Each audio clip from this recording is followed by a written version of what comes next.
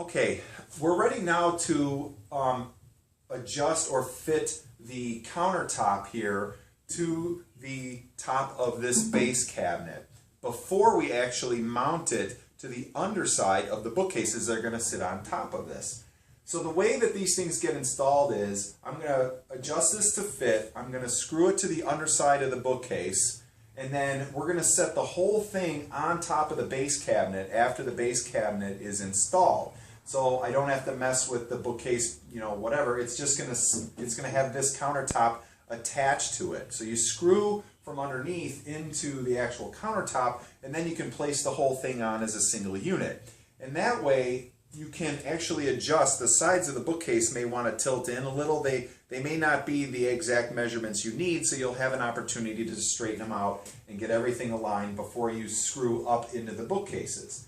Now, we're going to be putting a piece of trim to cover this, and it's going to be a little bit thicker, or a little bit wider rather, than the plywood. So the plywood's 3/4 of an inch, and I would at least put an inch, if not an inch and a quarter piece of trim over this front, not only to tie it in with the rest of the bookcases and the actual the fireplace overmantel, we'll call it, but it also helps lend a little bit of thickness. You don't want a 3/4 inch edge here when all of your other face frame pieces and shelving pieces are 1.5 inches or 2 or 2.5 inches. It just looks a little strange.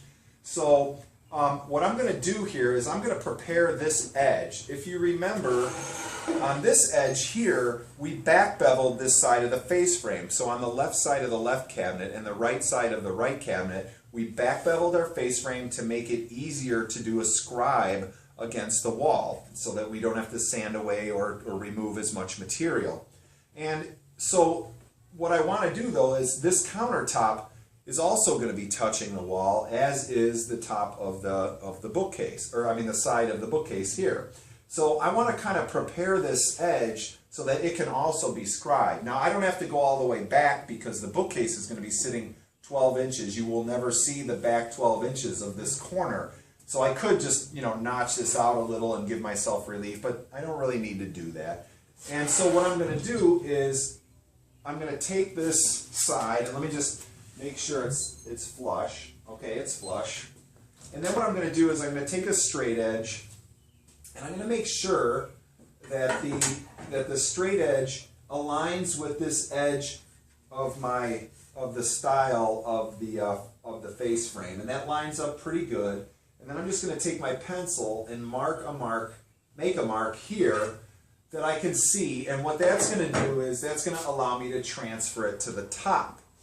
So then what I do is I take this off the top, and I'm going to take, and I've already drawn the line once already just before we did this, so I'm going to take it, I'm going to align with the mark that's on the side, and I'm going to take this 90-degree square here, and I'm going to align it on the side to that mark, and then I'm just going to draw another mark here, another pencil mark, and that's going to be my cut line. And what I'm going to do with this board actually is I'm going to cut it on a 45-degree angle back this way. So I'm going to kind of under or back bevel this edge of the board so that this has a nice tiny surface area, so that if I have to scribe the counter to fit the wall also, then I can just do it all at once and I don't need to take anything apart and all of that. So what I'm going to do now is I'm going to go ahead over to the table saw. I'm going to set the table saw to a 45-degree angle or something close. You can do 30 degrees if your walls aren't really out of shape, that's okay. And then I'm going to cut this back bevel on it, and as you can see I left it a little bit long so that I could do that. And then we're going to go ahead and mount these countertops to the underside of the bookcase, making sure that our measurements are all square so that we can fit the shelves in. Because if the front of your bookcases have tilted in a little, which they might because they're free and open at the bottom, then you're going to have to straighten those out and make sure that they're the right measurement or the appropriate measurement, and then you can attach your bottom to it. So why don't I put a 45-degree back bevel on this, and then the counter will be ready, and I can screw it to the underside of the bookcase. Now you'll notice that the edges will line up, so I'll get that thing flush down there, and then this edge here will line up with this, and you've got a little bit of a gap here. Well, that's not going to matter because I'm going to have a piece of trim that runs along this to the wall. So I'm going to run it right up to the edge here, and it'll be seamless with this edge, and no one will actually see that notch. So let me move this base cabinet out of the way and get the larger cabinet underside pulled down so that you can see how we attach this to the actual bookcase. And it makes installing the bookcase much easier rather than bolting the countertop to the base cabinet and then putting the bookcase on top of it and then trying to go underneath here and align you know, the vertical pieces of the bottom of the vertical pieces of the bookcase, the sides, and getting screws up in there. And the last thing I would want is to pierce this countertop right in the middle or right next to the bookcase and ruin all my work. Okay, I've got my countertop piece cut. It's beveled on one side here to match the bevel on this style here. And the only real tricky part, and it's not really tricky, it's just making sure that you are mindful of attaching the countertop into the bottom of the side pieces, is that because I don't have a full face frame, I've only got 3 sides of a face frame, the bottom here can be spread apart or move in because it's almost free floating. If you can see that, it moves a little bit. And so what I want to just make sure, when all is said and done, the goal here is to make sure that this opening down here is the same as this opening down here, and they're 22.5 inches, which is the measurement of our opening. If I go at the top and I measure across at the top where it's more rigid and fixed, I'll come up with 22.5. So what I want to do here, remember we have a 1/4 inch of we have a 1/4 inch plywood on the back, and although you may not be able to see it at this angle, it overhangs the back bottom rail here by 5/8 of an inch, and that was done by design so that I can slip them behind there if I need to install the bookcase after the counter or whatever. So that makes it a little bit easier, because then when I set it down, I'm just going to be setting it on that back piece of plywood that's sticking out. Now the most important thing here, like I said, is to make sure everything is square and line up. Now I can already tell, and it might be a little bit more difficult for you to tell from where your angle is, that this style sticks proud of the, this style on this side stick proud up here. It's not flush up here while it's flush down here. So what I'm going to do is make sure that it's flush downhill here, down here, and then I'm going to drill a hole and put in the screw here, and then I'm going to adjust it by squeezing this in and then putting another one here and another one here. And you only need 3, and then you need probably a couple in the back. You don't have to over-engineer this thing because all the weight's going to be sitting on top of it. So you just need 2 screws. I put in 3 just because, you know, you're going to need a couple screws in each, both ends and the partition, and then a couple along the back that they drill into the back bottom rail. Now, all right, now that I've got the bottom attached to the sides and the middle column here, it's time to put on the trim.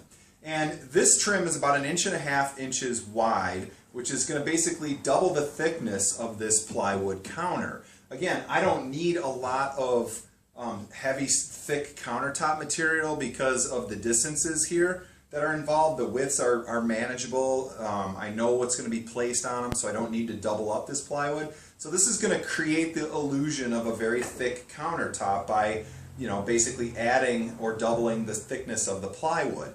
And the way I do this is a little bit easier when the thing is setting down like this. Everybody talks about miter joints, and tight miter joints are the sign of a very professional work. And so I'm going to show you here how I get really tight miters on these cuts. Now fortunately, I only have to do the front and one side because the other side is going to be against the wall. So when you have a condition like that, it's prime to take a few shortcuts.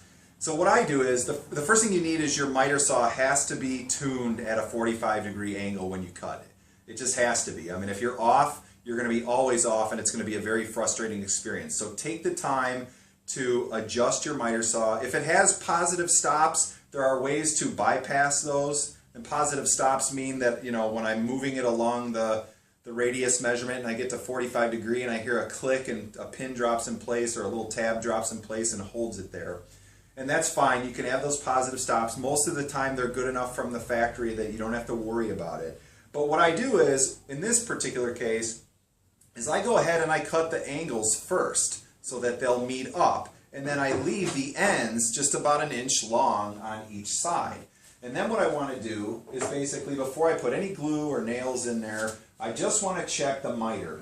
And there are times where the actual, you know, squareness of the counter could be off. Now I know it's not because my table saw is square and I cut it on my table saw, so I know I'm okay.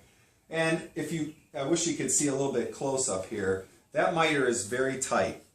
That's kind of why I put some of these things in HD on YouTube so that you can zoom in and see. Like, it doesn't get any tighter than that right there. So what I'm going to do now is, since I've got this flush and the miter's very tight in here, all I'm going to do now is just mark the back of this piece. Now I can go ahead and let this one down as long as I'm holding this one. It moved a little bit, that's all right.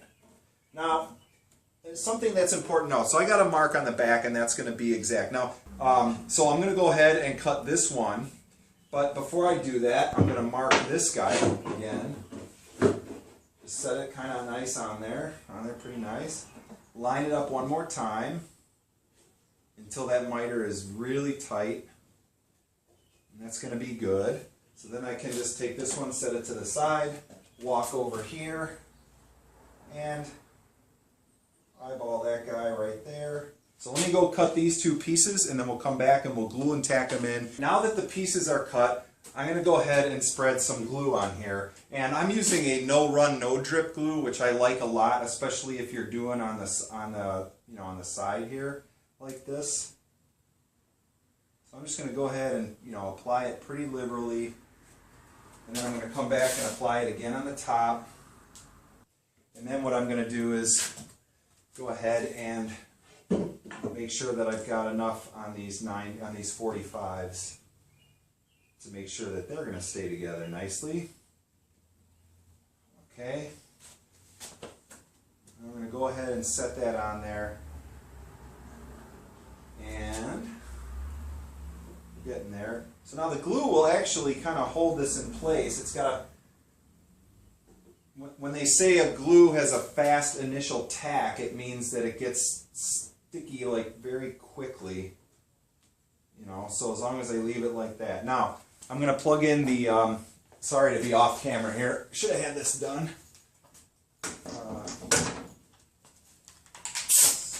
Okay, so I've got a nail gun in here. It's just got 1.5 inch brad nails, and I'm just going to make sure that this is lined up very well. Again, making sure that the whole time that miter is tight. And you got a little bit of time to work with it, so don't rush it. Make sure it's good and fits very, very perfectly here. Then I just go ahead and tack it in.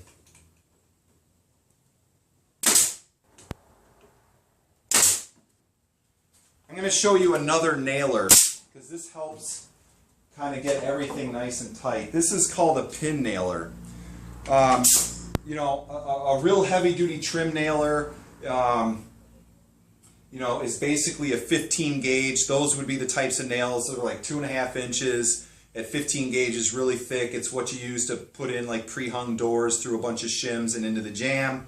Then they've got the 16 gauge, which is like the standard trim nailer you're going to use to put in base nails. Then you start getting into the 18s, and the one that I was just using is an 18 gauge brad nailer. This is a good nailer. I love Bostitch for their brad nailers, but you know, I try not to promote brands on here too much because I don't want to be a brand, you know what. So I just like their brad nailers a lot. That's my second one in 20 some odd years. So, this is a pin nailer. This is a 23 gauge. So remember, the higher the gauge, the thinner and smaller the nail. And these things, you know, they come in, again, another range up to 2 inches. They're very tiny. Oop, of course, I'm dropping everything today. I don't know what the deal is. They're very tiny, and they have to go in a certain way. It's actually marked on there, if you can see the little down arrow.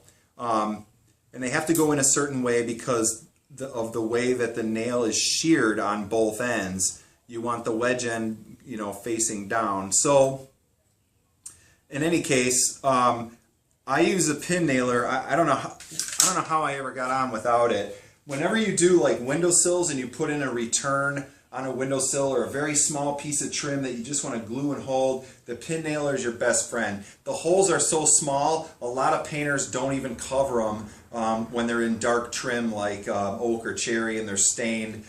You would see it, but in any case, all I'm going to do is pin nail, and you always pin nail from a side if you can. You always nail from the side where it's less visible, but it's just a little bit of nail, and you can actually, I have yet to split a piece of wood using a pin nailer. That's how good they are. But they are tiny nails. They're just there to kind of hold things together till the glue sets up. In order to help keep that miter tight and keep it from opening up, is I'm going to go ahead and just put in a couple of brads. Or a couple of pins, and you barely even see the hole there. And you can put them into very thin pieces of wood, like so. And that's just a little bit of extra protection to keep that thing in. So that's pretty much it for, I'm going to leave this hang here for a second. That's pretty much it for the counters. We're going to have to come back and sand everything once the glue dries, and then, you know, make sure that everything is all primed and